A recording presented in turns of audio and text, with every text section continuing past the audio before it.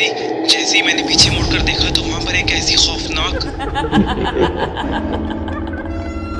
Welcome to my channel खौफ की आवाज़। अस्सलामुअलैकुम माय यूट्यूब फैमिली, कैसे हैं आप सब। Welcome back to my channel खौफ की आवाज़। दोस्तों, अगर आप मेरे चैनल पर नए हैं तो मेरे चैनल को सब्सक्राइब कर दें और साथ ही साथ नोटिफिकेशन बेल के बटन को भी दबा दें ताकि आने वाली हर नई खौफनाक कहानी की वीडियो आप लोगों तक पहुंचती रहे।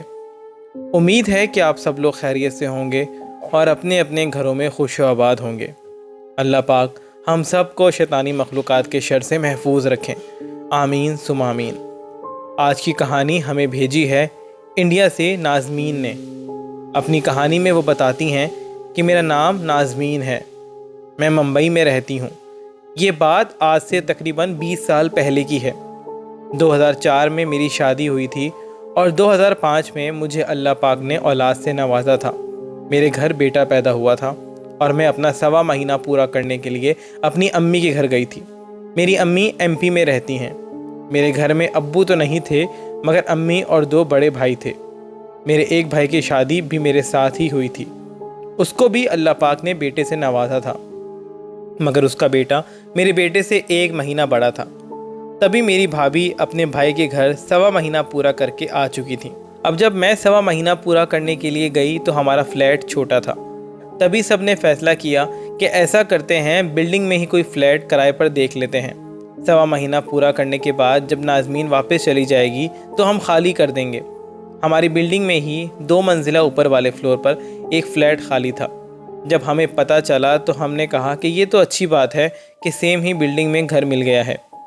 मगर उस घर के बारे में बहुत अजीब व गरीब किस्म की बातें मशहूर थीं, जैसे वहाँ कोई है, वहाँ किसी को देखा गया है, किसी ने वहाँ बहुत भयानक शक्ल वाली औरत को भी देखा हुआ था, रात को आवाज़ें आती थीं। मगर इन सब बातों से हम ज़्यादा वाकिफ़ नहीं थे। हाँ, ये पता था कि वो घर जिस औरत का है वो बहुत ख़राब है, वो वहाँ किसी को भी ज़्यादा टिकने नहीं देती। मगर हमें क्या पता था कि वहाँ जो टिकने नहीं देता वो वहाँ की मालिक नहीं, कोई और था। हमने जब उससे घर किराए पर लेना चाहा तो हमें अंदाज़ा हुआ कि वो मालिक मकान औरत वाकई में किस कदर ख़राब औरत है, सख्त दिल, बेरहम।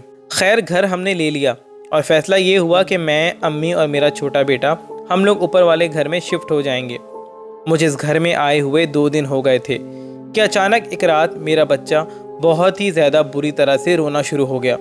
मैं घबरा कर उठी तो देखा कि वो तो सोया हुआ है। मैंने अपने जहन को झड़का कि ये तो सो रहा है, फिर शायद मैं कोई ख्वाब देख रही होंगी, और मैं फिर से लेट गई। अभी मेरी आंखें पूरी तरह से नींद में नहीं डूबी थीं कि मेरे कमरे के बाहर से किसी का साया गुजरता हुआ दिखाई दिया। मैंने सोचा कि अम्मी होंगी, तभी इस बात को सीरियस नहीं लिया और मैं सो गई।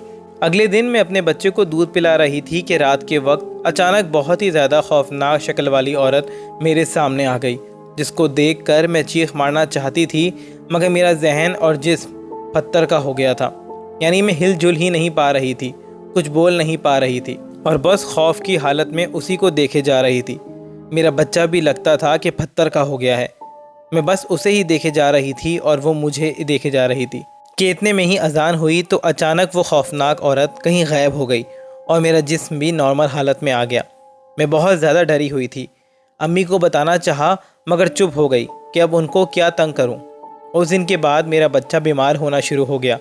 उसने बिल्कुल खाना पीना छोड़ दिया था और साथ ही साथ मेरी हालत भी ख़राब हो रही थी। मेरे जिस्म में लगता था जैसे ताकत ही नहीं है। मैंने बच्चे को डॉक्टर को दिखाया, बाज़ार का दूध भी लगवाया मगर कोई दूध उसको रास नहीं आ रहा था। मैं बहुत ज़्यादा परेशान थी कि ये सब मेरे बच्चे और मेरे साथ क्या हो रहा है। अब तो रोज़ाना का हो गया था कि मुझे और मेरे बच्चे को वो खौफनाक औरत नज़र आने लग गई थी। कभी कभी तो दिन में भी नज़र आती थी। पहले पहले तो मुझे बहुत खौफ आता था मगर फिर मुझे आदत सी हो गई थी। एक दिन मेरा बच्चा बहुत ज़्यादा बीमार हो गया। मैं फ़ौरन उसको लेकर हॉस्पिटल भागी जहां उसको एडमिट कर लिया गया। 1 हफ़्ता वो वहां एडमिट रहा और फिर अल्लाह पाक के करम से सेहतयाब होकर वापस घर आ गया। अब मैं बिल्कुल भी ऊपर वाले घर में जाने के लिए राज़ी नहीं थी। मैंने सब कुछ अम्मी लोगों को बता दिया। अम्मी ने मुझे कहा कि बेटा, तुमने हमें पहले क्यों नहीं बताया। पहले ये सब बता देती तो ये नौबत ही नहीं आती, मगर मेरी भाभी ने मेरी कभी नहीं मानी और कहने लगी कि आपको ऊपर ही जाना होगा, और मजबूरन मुझे ऊपर आना पड़ा। एक दिन बाद अम्मी की एक बहुत गहरी दोस्त अम्मी से मिलने आई और कहने लगी कि मेरे शौहर ने दूसरी शादी कर ली है, मैं कल वापस अपने गांव जा रही हूं, बस आज रात अपने घर में रख लो, मैं कल वापस गांव चली जाऊंगी। अम्मी ने कहा कि हाँ तुम मेरे घर आ जाओ, यहीं पे रहो। उसके साथ उसका 10 साल का लड़का भी था। रात को हम सब सो गए। सुबह जब उठे तो अम्मी की दोस्त और उनका बेटा नहीं था। मुझे और अम्मी को बड़ी परेशानी हुई कि सुबह सवेरे कहाँ चले गए हैं, किसी को बताया भी नहीं। खैर, एक दिन और सुकून से गुजरा होगा कि नींद में किसी ने मेरा गला दबाना शुरू कर दिया। मुझे सांस तक नहीं आ रही थी कि अचानक ऐसा महसूस हुआ कि मेरा गला किसी ने छोड़ दिया है, और फिर से वही खौफनाक औरत मेरी आंखों के सामने आ गई, जिसको देखकर मेरा बच्चा भी बहुत बुरी तरह से रोने लग गया। फिर से मेरे बच्चे की हालत ख़राब होने लग गई। मैं उसको लेकर हॉस्पिटल गई और फिर मैंने ये फ़ैसला किया कि अब मैं उस घर में नहीं जाऊंगी, बिल्कुल भी नहीं जाऊंगी, चाहे कुछ भी हो जाए। हम जब घर आए तो मैंने कह दिया कि अब मैं कल वापस अपने शौहर के पास जा रही हूँ, बस आज रात मैं ऊपर नहीं जाऊंगी।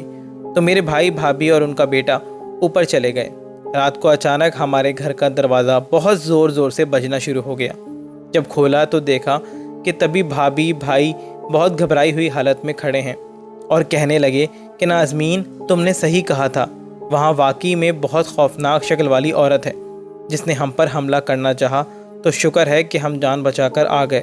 फिर मैंने और अम्मी ने अम्मी की दोस्त से भी रब्ता किया जो अचानक हमारे घर से सुबह सवेरे चली गई थी।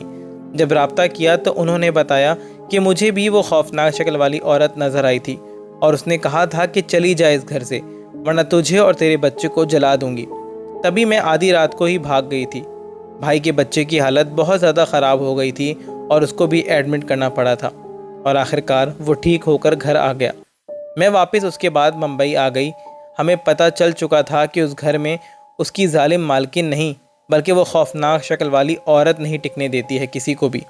मुंबई आने के बाद मेरा बेटा बिल्कुल ठीक हो गया और साथ ही साथ मैं भी बेहतर हो गई थी। आज इस बात को 20 साल हो गए हैं, मगर आज भी जब मैं वो दिन याद करती हूँ तो सहम जाती हूँ।